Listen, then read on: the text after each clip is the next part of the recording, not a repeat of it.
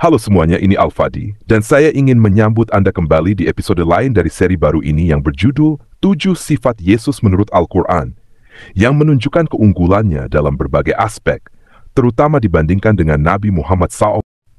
Hari ini, kita akan membahas karakteristik lain dari Yesus yang disebutkan dalam Al-Quran, dan saya akan memperlihatkan ayatnya di layar. Disebutkan bahwa ibu Yesus adalah wanita terhebat yang pernah diciptakan. Sam, terima kasih telah bergabung lagi dengan kami di episode ini. Mengapa kamu tidak mulai dengan menjelaskan alasan utama di balik pernyataan ini dan mengapa hal ini sangat penting? Terima kasih, Al-Fadi. Semua kemuliaan bagi Tuhan dan Juru Selamat kita, Yesus Kristus. Kami berdoa agar Roh Kudus membimbing kami untuk memuliakan namanya. Dalam nama Yesus, amin.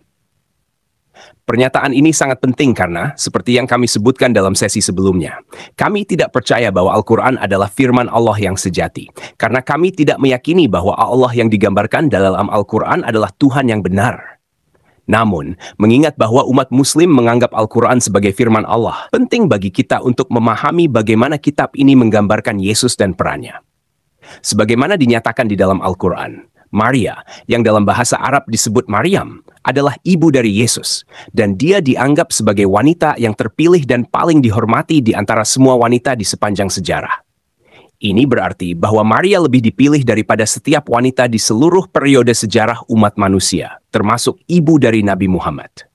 Dengan kata lain, posisi Maria dalam Al-Quran begitu tinggi, sehingga melebihi keluarga dari Nabi yang dianggap paling utama oleh umat Muslim. Ini poin yang sangat penting. Al-Quran bahkan mendedikasikan satu surah khusus untuk Maryam, yaitu surah Maryam, yang berarti surah Maria. Dia adalah satu-satunya wanita yang disebutkan namanya secara eksplisit di seluruh Al-Quran. Sebaliknya, tidak ada wanita lain yang disebutkan namanya secara langsung. Mereka biasanya disebut dengan sebutan seperti istri Ibrahim, istri Imran, atau ibu dari seseorang. Tidak hanya itu, jika kita melihat lebih jauh ke dalam Al-Quran, kita akan menemukan bahwa bahkan anak-anak Adam tidak disebutkan namanya secara eksplisit. Sebagai contoh, jika kita membaca surah Al-Maidah yang berbicara tentang kisah dua anak Adam yang saling bertikai, Al-Quran tidak menyebutkan nama dari kedua anak tersebut. Kita hanya mengetahui mereka melalui sumber-sumber eksternal seperti Alkitab dan tradisi Yahudi Kristen. Sekarang mari kita lihat ayat spesifik yang mengangkat Maria sebagai wanita terpilih di dalam Al-Quran. Dalam surah Ali Imran, ayat yang berbunyi, "Dan ingatlah ketika para malaikat berkata, 'Wahai Maryam, sesungguhnya Allah telah memilihmu, menyucikanmu, dan memilihmu di atas semua wanita di seluruh alam.'" Ini adalah salah satu dari banyak ayat yang menunjukkan betapa tingginya kedudukan Maria dalam Al-Quran. Ini menandakan bahwa dia adalah wanita yang terpilih dan lebih diutamakan dibandingkan dengan semua wanita di seluruh masa dan tempat. Karena umat Muslim sering kali mengklaim bahwa Nabi Muhammad adalah pemimpin dari seluruh umat manusia, pemimpin para nabi, dan bahkan pemimpin para utusan. Namun, jika kita kembali melihat teks Al-Quran itu sendiri, kita justru melihat bahwa Maria, ibu dari Yesus, diberikan kedudukan yang lebih tinggi dari siapapun, termasuk keluarga Nabi Muhammad sendiri. Dan menariknya, Al-Quran tidak menyebutkan nama dari orang tua Muhammad. Dalam literatur Islam, tradisi mengatakan bahwa ibu Nabi Muhammad bernama Aminah dan ayahnya bernama Abdullah, tetapi Al-Quran tidak mencatat nama mereka sama sekali. Mari kita perhatikan apa yang dikatakan oleh hadis sahih. Sebagai contoh, dalam Sahih Muslim, tercatat bahwa ketika Nabi Muhammad meminta izin kepada Allah untuk mohon pengampunan bagi ibunya, Allah tidak memberikan izin tersebut. Hadis tersebut berbunyi, "Aku meminta izin dari Allah untuk memohon ampun bagi ibuku, tetapi izin itu tidak diberikan kepadaku." Jadi, meskipun Muhammad berusaha untuk berdoa demi pengampunan ibunya, permintaan itu ditolak oleh Allah. Hadis ini menyatakan dengan jelas bahwa ibunda Nabi Muhammad meninggal sebagai seorang yang tidak beriman, dan inilah sebabnya Allah menolak doa Nabi Muhammad. Ini menjadi bukti bahwa, menurut doktrin Islam, orang tua Nabi Muhammad tidak memiliki status yang istimewa atau diangkat seperti Maryam. Poin ini benar-benar penting, karena kita sering melihat umat Muslim memuji Nabi Muhammad sebagai yang utama dari semua nabi dan manusia. Namun, Al-Quran sendiri tidak memberikan penghormatan yang setara kepada keluarganya. Bahkan hingga titik di mana orang tua Muhammad sendiri tidak disebutkan dalam Al-Quran. Dan hadis-hadis mengindikasikan bahwa mereka tidak berada dalam keadaan yang selamat di akhirat. Dan jika kita bandingkan dengan Yesus dan Maria dalam Al-Quran, kita melihat suatu kontras yang signifikan. Maria adalah satu-satunya wanita yang disebutkan namanya dalam Al-Quran. Dia memiliki satu surah yang dinamai menurut namanya, Surah Maryam. Dia dipilih dan disucikan oleh Allah, dan dihormati di atas semua wanita di sepanjang masa. Sementara itu, Muhammad harus menghadapi kenyataan bahwa baik ibu maupun ayahnya dianggap berada di neraka karena ketidakpercayaan mereka, menurut literatur hadis. Misalnya, dalam Sahih Muslim lainnya, ada hadis yang meriwayatkan bahwa seseorang bertanya kepada Muhammad, "Di mana ayahku?" Muhammad menjawab, "Ayahmu berada di neraka." Orang itu terkejut, tetapi Muhammad menambahkan, "Ayahku dan ayahmu berada di neraka." Jadi baik ibu maupun ayah Muhammad, menurut hadis-hadis tersebut, berada di tempat yang sama, yaitu neraka. Hal ini sangat kontras dengan status Maria dalam Al-Quran. Ketika kita melihat bagaimana Maria disebutkan, kita melihat kehormatan yang begitu tinggi, sedangkan Muhammad sendiri bahkan tidak dapat berdoa untuk keselamatan keluarganya. Terima kasih banyak, Sam, atas penjelasannya yang sangat mendalam. Ini membawa kita ke poin yang lebih besar, yaitu bahwa Al-Quran sebenarnya memberikan keunggulan kepada Yesus dan keluarganya dibandingkan dengan Nabi Muhammad. Sekali lagi, terima kasih kepada semua penonton yang telah mengikuti episode ini. Kami harap penjelasan ini membuka wawasan Anda tentang bagaimana Yesus dan Maria diposisikan dalam Al-Quran. Sampai jumpa di episode berikutnya, dan semoga Anda diberkati.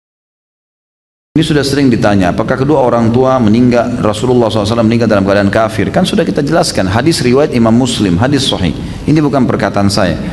Nabi SAW pernah datang ke sebuah wilayah namanya Rabwah, di sekitar dekat Mekah, 80 kilo kurang lebih dari Mekah. Lalu Nabi SAW terisak-isak menangis, seperti orang yang sedih sekali.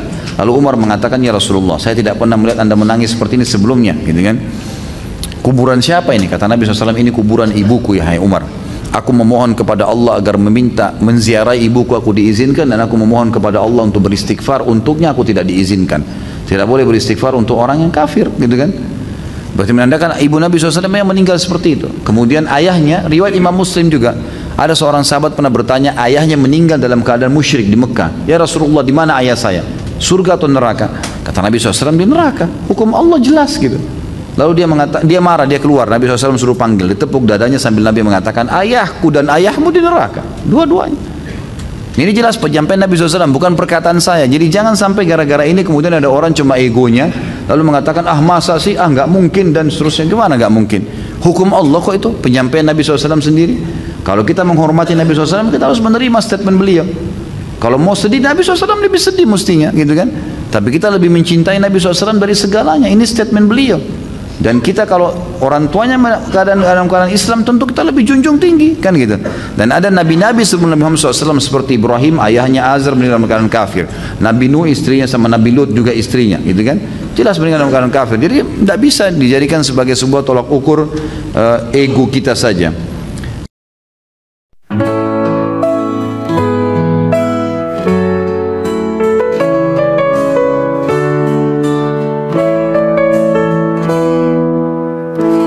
Janganlah hendaknya kamu kuati tentang apapun juga, nyatakan dalam segala hal keinginanmu kepada Tuhan dalam doa dan permohonan dengan ucapan syukur.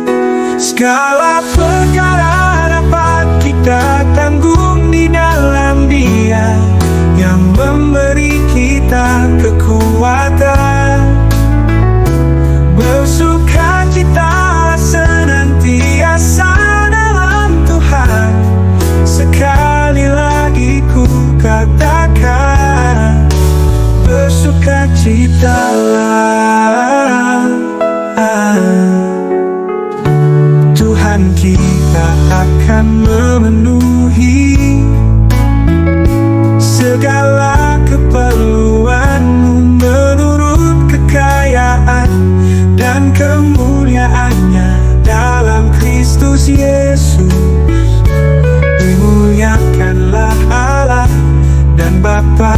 kita selama-lamanya. Segala perkara dapat kita tanggung di dalam Dia yang memberi kita kekuatan. Bersukacita senantiasa dalam Tuhan. Sekali lagi ku katakan, bersukacita.